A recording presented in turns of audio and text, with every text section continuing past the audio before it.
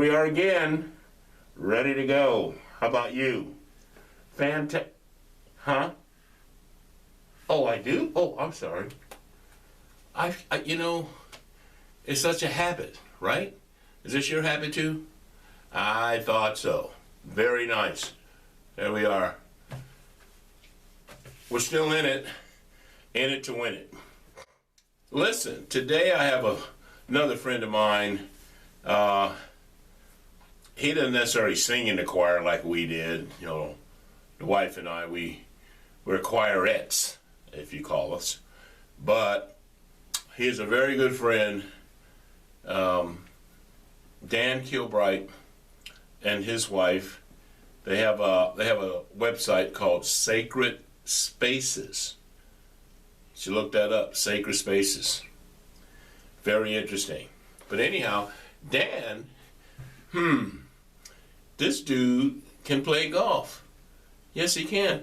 He went to a college, and he was one of the number one guy, number two guy for the college. Dan can kill it, all right? So this show is going to be dedicated to him and things he wants to talk about as far as golf, where he's at, what he's doing now. He's a real interesting young man. He's got a dynamic son, too. This little boy is too much. He is something to behold. So I'm going to give you, obviously, a short little insight into something I think is real important. That's always related to golf, okay? So watch it and then listen to Dan, and then, of course, I'm going to come back at you at the end. Hold on.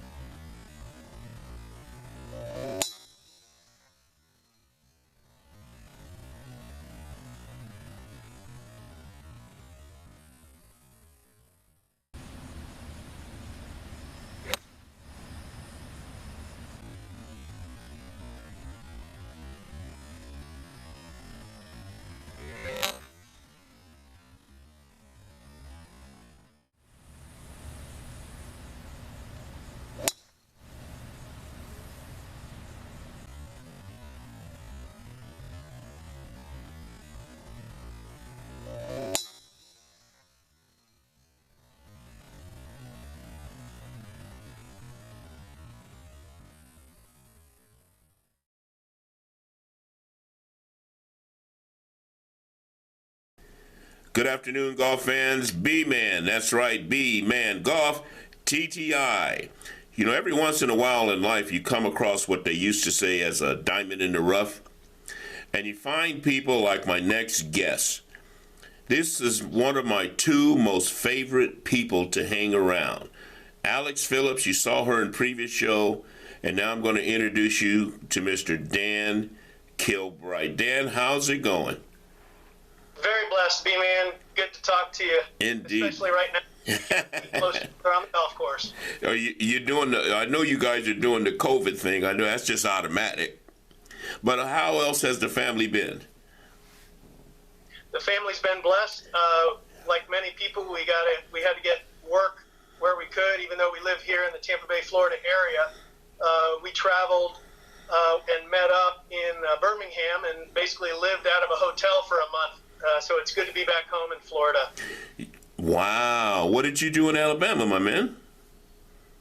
I was doing data storage, basically scanning any paper at a secure law firm downtown, basically before they shut their doors and said, no more, no more. So at least I was getting a paycheck to pay the bills. There you go. Of course, any golf in the future. Ah, speaking of golf, how old was Dan when he first started playing golf? How old were you?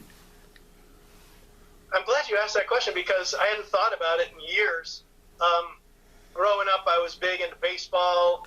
Growing up in Vero Beach, Florida, where the Dodgers used to be for spring training. And about when I was 12 years old, my PE coach took a group of us from St. Helen Catholic Church, Catholic school, over to Dodger Town to their driving range. And I started hitting balls. I remember just hitting range balls, some of which went between my legs, some of them went left, some of them went right, but started to, fall in love slowly but surely with the game. Now, you're not just an average golfer. I mean, all these years that you've been playing, why do you still play this crazy game, Dan? God only knows, man. Like many of us, we dream of being one of the elite, but I'm competitive.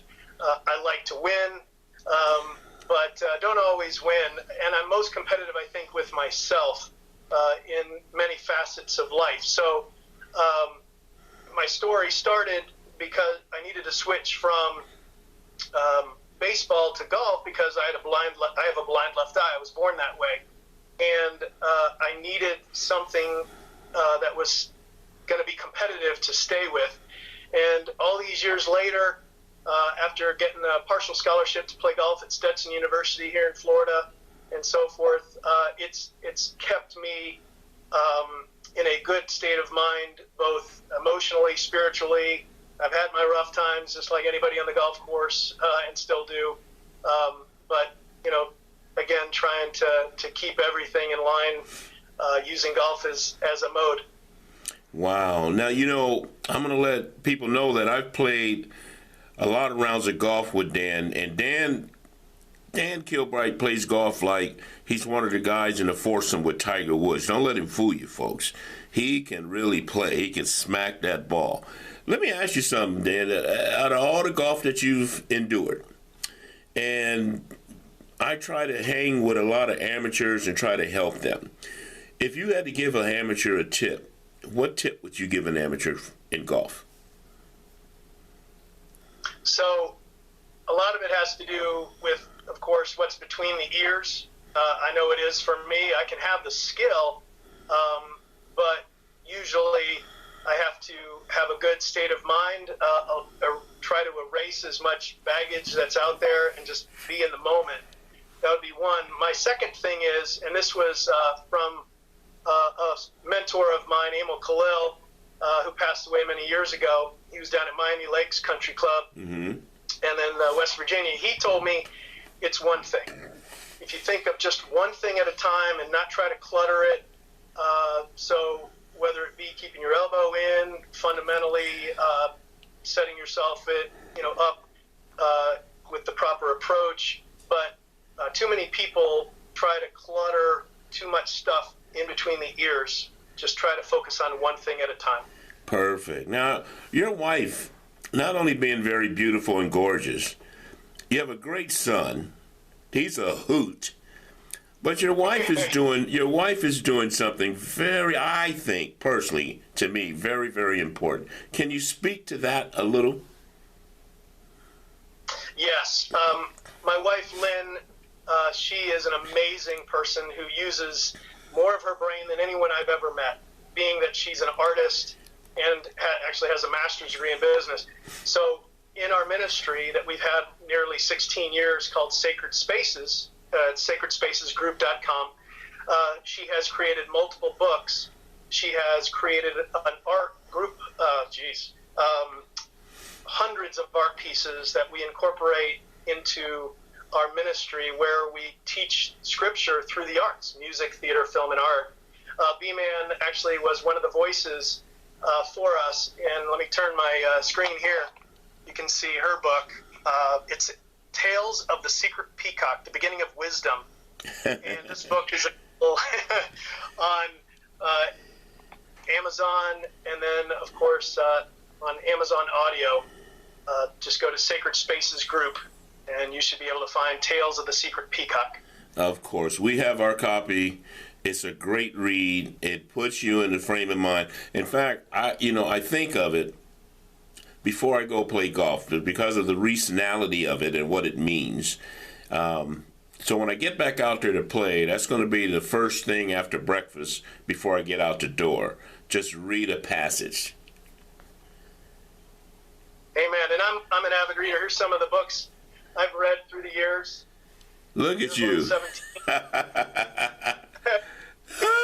at. And my favorite book is The Legend of Bagger Vance, which Bagger Vance, as a Christian, Yes. he represents guardian angels. So there are facets of those books, not golf related, but spiritually related, in Tales of the Secret Peacock. So it's pretty awesome. There you go. So you're a two-sided, like a two-sided coin. If I turn it over, it's still going to be heads. It's still going to be top notch. You're awesome, dude. Well, you're taking away all the glory for you. I'm so happy that I'm a friend of yours. I am so pleased that you guys are doing well, and I am really honored to know the Killbride family. Wife, kid, you guys mean a lot to me. I just want you to know that. Well, thank you, and all the prayers out there for golfers in the world, and just take care of each other, and all will be well, one day at a time. There we go. Ladies and gentlemen, that was Mr. Dan Killbride, shining star, man of La Mancha. Look at that. Peace out, my man. Thank you so much. Thank you.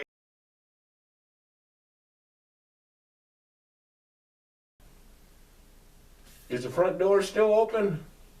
Is the front door still open? Huh? I hope the front door isn't open. Oh boy. Ah. You got me again. For some reason I thought the front door was open. Sorry. Like B-Man always says. Put 'em like you own 'em and rock the baby.